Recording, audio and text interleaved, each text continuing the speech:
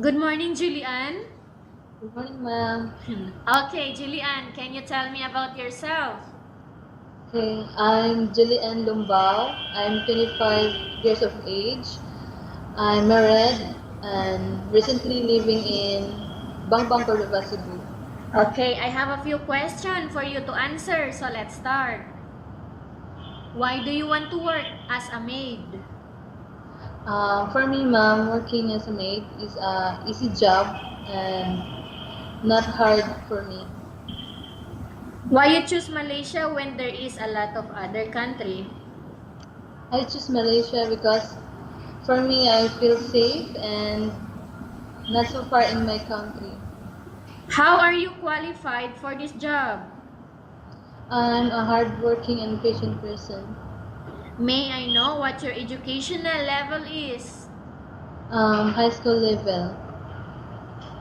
What is your recent working experience? I've been working as a janitorial in Mactan Airport. Have you worked abroad before? No, ma'am. Do you have experience of taking care of baby? No, ma'am, but I'm willing to train, to learn. How about elderly person? Yes, ma'am, my grandma. Okay. Do you have any other special skills? Yes, ma'am. I know how to massage physically. Okay. Are you willing to learn new skills? Yes, ma'am. Are you willing to work with a family where the mother-in-law or any relatives stay together? Yes, ma'am. Currently, are you still working now? No, ma'am. Do you know how to cook? Yes, ma'am. A little bit Filipino food. How about other dishes like Chinese food, European, Indian food, and Malay food? No, ma'am, but I'm willing to learn. Are you aware that you will have to do washing, cleaning, ironing, and cooking? Yes, ma'am. From all the house chores like washing, cleaning, ironing, and cooking, which do you like most? Cleaning the house, ma'am. You are not allowed to use handphone during working hours. Yes, ma'am. You are only allowed to use handphone after you finish all the works and when going to bed.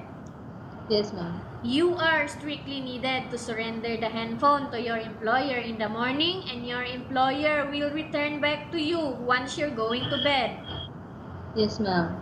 If ever your employer finds out that you're abusing of using your handphone and it's affected your work performance, your employer will confiscate your handphone and you are not allowed to hold it anymore.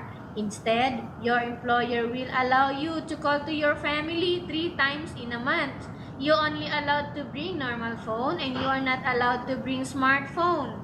Are you agreed for the terms and condition? Yes, ma'am. Are you agree to the rules and regulation for the handphone? Yes, ma'am.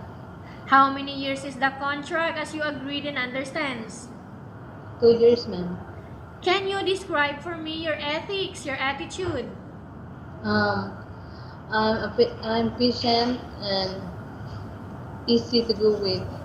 How can you assure to us that you will work hard in Malaysia? I will finish my contract, ma'am. Can you promise not to use the telephone without the permission of your employer? Yes, ma'am. Can you promise not to put on makeup but to dress properly while work? Yes, ma'am. Can you promise not to invite friends and relatives without the consent of your employer? Yes, ma'am. Can you promise not to ask for advance salary from your employer under any circumstances? Yes, ma'am. Do you really understand of the rules and regulation of the agency? Yes, ma'am. Do you pay any placement fee for you to come to Malaysia to work as a maid? No, ma'am. Do you have any history of sickness, breast cancer, or any other illness? No, ma'am. Do you suffer from any skin diseases, allergy, or physical defect? No, ma'am. Have you suffered from any serious illness? No, ma'am. Do you smoke? No. No, ma'am. Have you undergone any operation? No, ma'am. Are you medically fit? Yes, ma'am. Are you in any medication? Yes, ma'am. No, ma'am. Are you allergic with any food? No, ma'am. Are you preferred to work for the employer of any race? Yes, ma'am. Are you preferred to eat the type of food taken by your employer? Yes, ma'am. Are you afraid of dogs or other pets? No, ma'am. Can you promise to work according to instruction from your employer? Yes, ma'am. Do you have any immediate family working in Malaysia? No, ma'am. Okay, Julianne, we have finished our question section. Let's go to case study. I have a case study for you and I want you to answer me truthfully, okay? Yes, ma'am. Upon arrival in Malaysia within 6 months, if ever any of your family members passed away, what will you do? If possible, if my employer, I ask my employer first if she or he can approve me to go. If possible, yes. If not, I will continue. Okay, tell us about yourself and why do you want to work in Malaysia as domestic helper?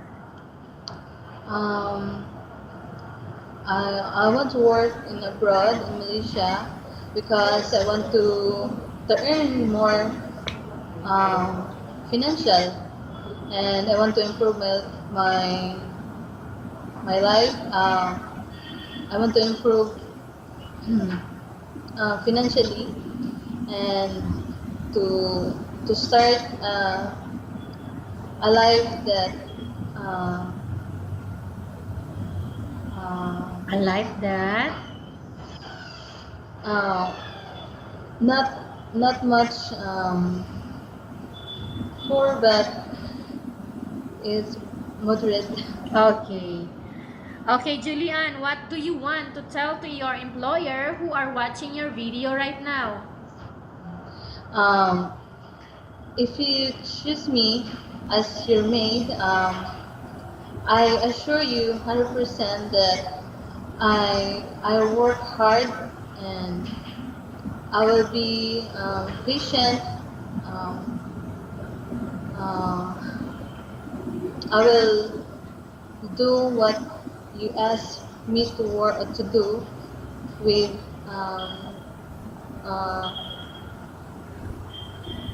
no No. complaining. Okay. Okay, thank you very much, Julian. We will update to your agency if there is any selection made by the employer. Okay, ma'am.